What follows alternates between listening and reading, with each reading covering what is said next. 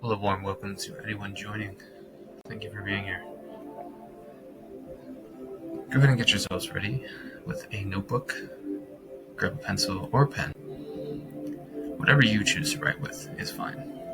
This is math from the void. Math coming at you pretty much out of nowhere. And today we have another quick SAT-style math problem. Multiple choice. I've given the answer choices once again because I don't think they will particularly help you. I could be wrong, but I don't see an obvious way to use the answer choices and brute force, guess. It is a word problem, and of course, reading takes time.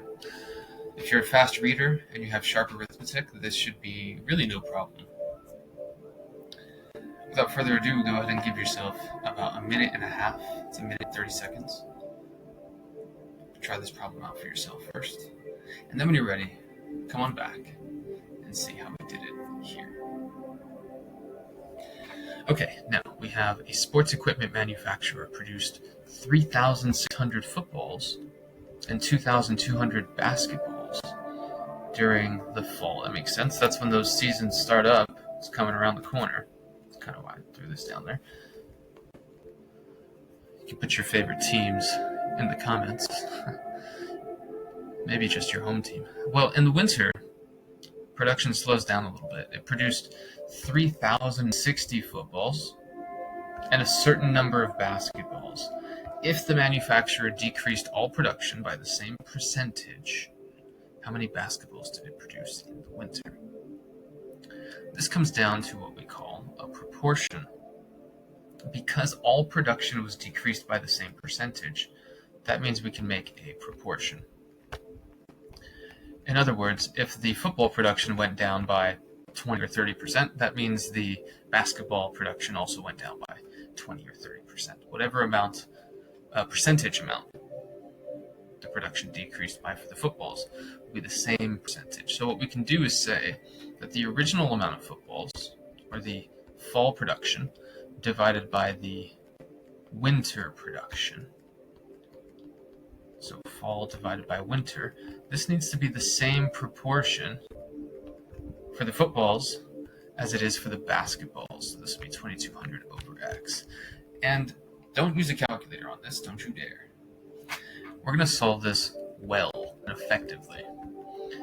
Starting off by simplifying this ratio by taking the zeros off, but then observing that it's kind of sexy.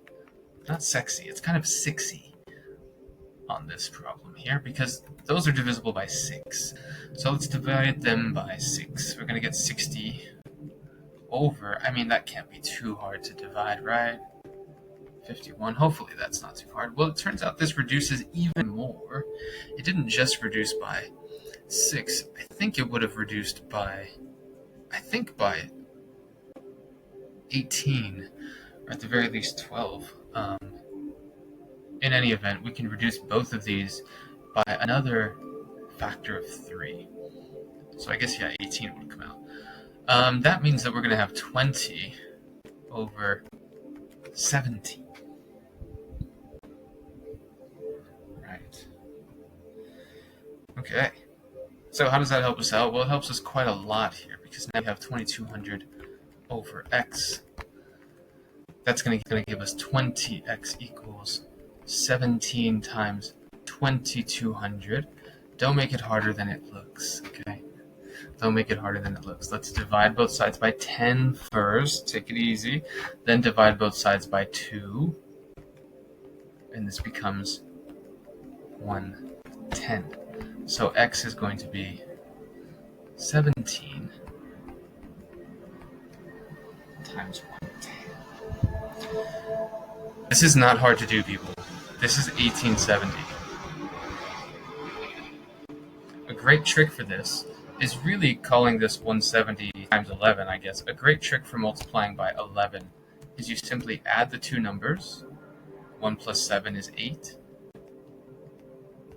And then you put the numbers on the sides like this, 1, 8, 7. So if I'm multiplying 170, this is just going to be 1870, right? Little trick for multiplying by 11 quickly, and that is going to be how many basketballs are produced in the winter. All right, so I took a little extra time to really show you the method here of making a proportion, but other than that, it's basic arithmetic that takes you through this.